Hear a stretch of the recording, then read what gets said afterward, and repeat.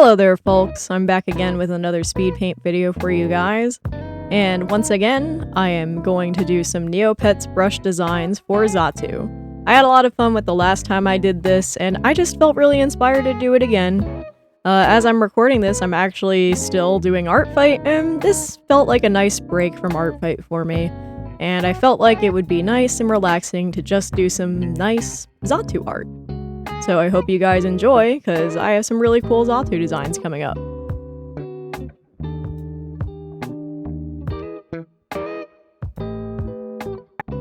Our first Xatu design should be really quick. This is Xatu in the style of the dimensional paintbrush.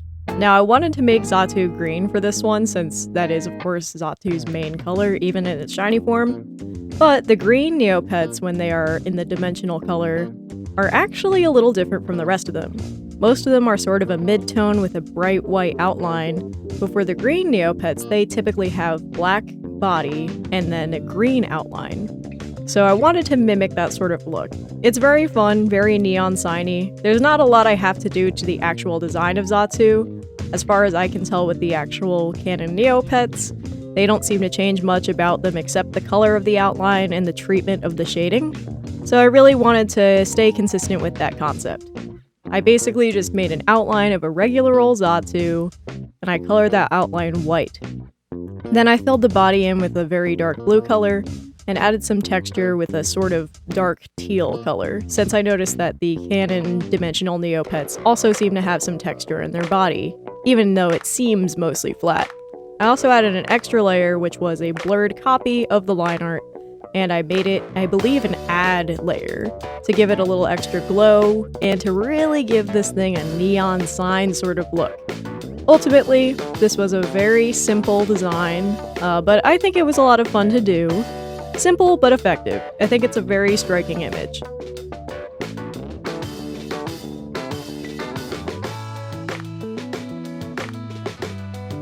Next up, we have our Maraquan Xatu. Now, I really wanted to do the Maraquan Xatu for the first Xatu Neopets video, but the truth is I just didn't really have a good idea for it. I wasn't really sure what sea creature I wanted to make Xatu. So I eventually gave it a lot of thought. I thought about it for a few days, and I eventually realized that I could do a leafy sea dragon.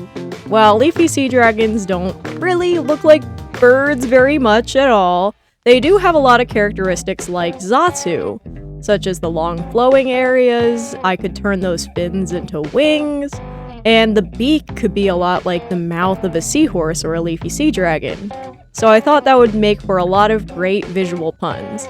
I had a lot of fun with the shapes on this one. This is the most dramatically different I have done for any of the Neopets designs so far for Pokemon. And I think that's because the Maraquan brush it's so dramatic compared to the other ones. So many other brushes don't change much about the silhouette, but the Maraquan dramatically changes the biology of the character. And I really wanted to honor that with the Xatu design. Even still, I really tried to make it very recognizably Xatu, even if it is a leafy sea dragon now. So I still gave it the same sort of Xatu-y colors, but I tried to keep everything sort of greeny to really make it look a little more leafy. However, I still wanted to stay faithful to Xatu's original colors, so it was still recognizable as a Xatu design, even though it is so dramatically different in shape from the canon Xatu. One of the most different aspects was the feathers on the head, which normally are placed towards the back of the head, almost like a low ponytail, but for this design I actually put them on the top, since I felt it would make the silhouette a little less cluttered, and I felt it made it look a little more like a leafy sea dragon. Ultimately, I had a lot of fun with this. I added so many little details to this to make it extra flowy. I really think this thing would look so cool flowing around in the water.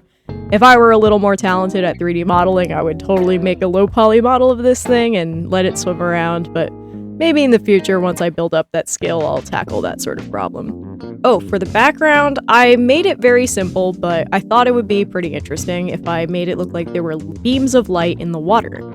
So I accomplished that by just making some very simple stripes in the background, and I also put bubbles in the water.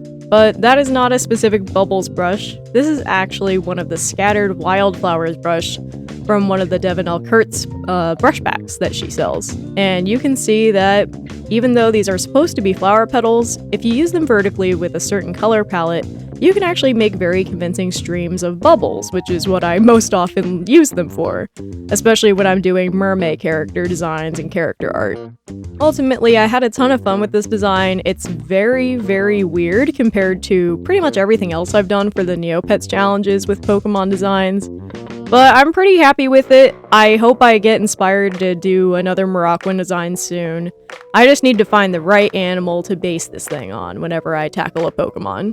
But I'm pretty happy with this. I'm glad I had that inspiration. I'm glad that the beak and the feathers and everything work so well together. And I'm pretty happy with all the shapes and everything about this design. Even though it was stumping me at first, I'm pretty pleased with how it came out.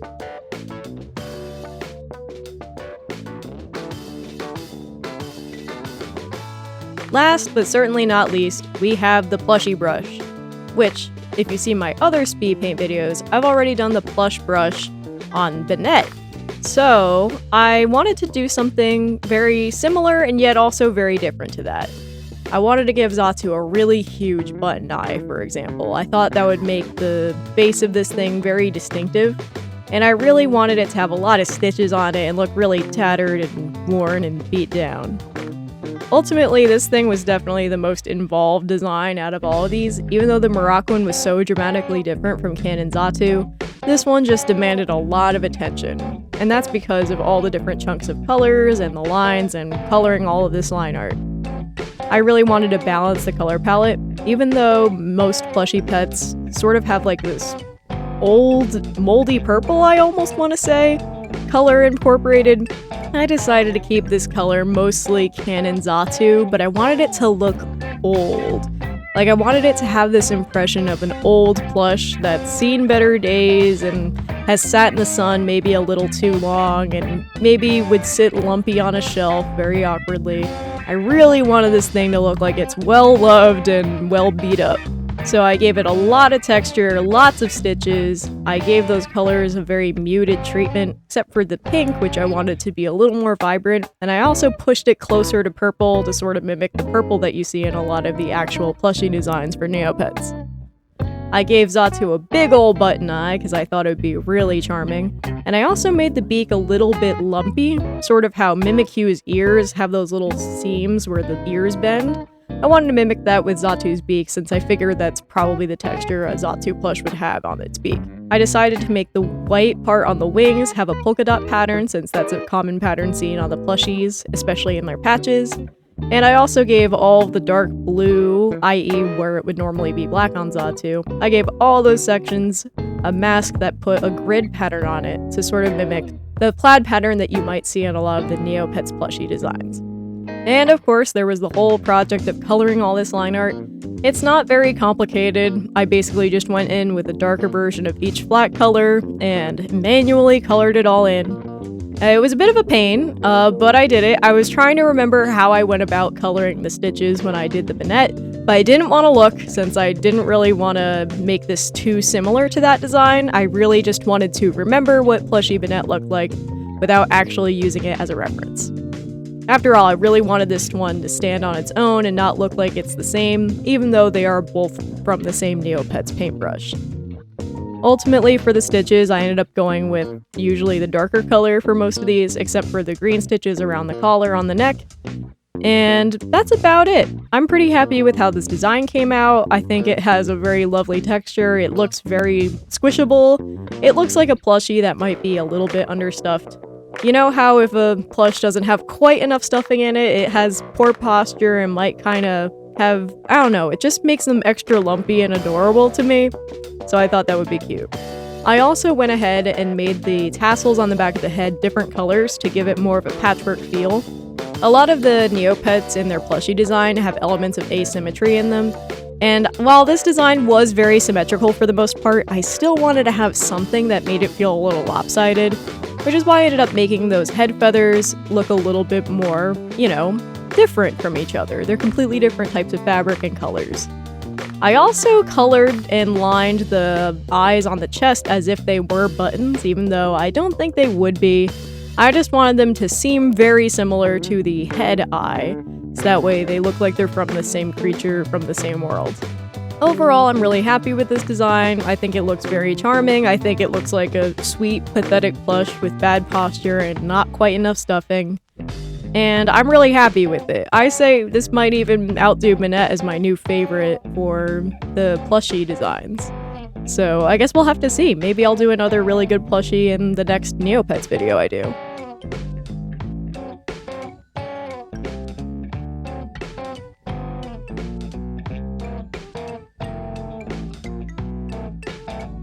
And with that, those are all of the Xatus I have for you guys today.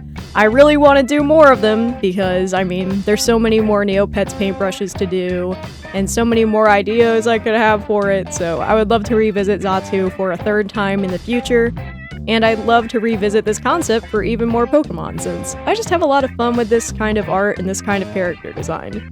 If you guys have any suggestions for Pokemon to draw like this in the future, please let me know in the comments. I would love to hear your ideas. And I hope to see you guys again next week, since I'll probably be doing another one of these next week, just because I'm having a lot of fun with them. If you would like to support me, I recommend checking out my Ko-fi page. You can find that linked in my description. It would really help me since I'm saving up to potentially move next year, and anything you guys can send me would really help me to reach that goal. If you guys would like to subscribe, I would really appreciate it. Once I hit 100 subscribers, I'm hoping to do a lot of drawing everyone's favorite shiny Pokemon style video. That one will probably be nice and extra long, so I would love to do that. And I'd also love to find more of an audience, so I'd really appreciate it, but no pressure. I'm not your mother. You don't have to do what I say. And with that, I think that's everything I have for you guys today. And I look forward to seeing you guys in the video next week. So why don't you guys go out there and make some art?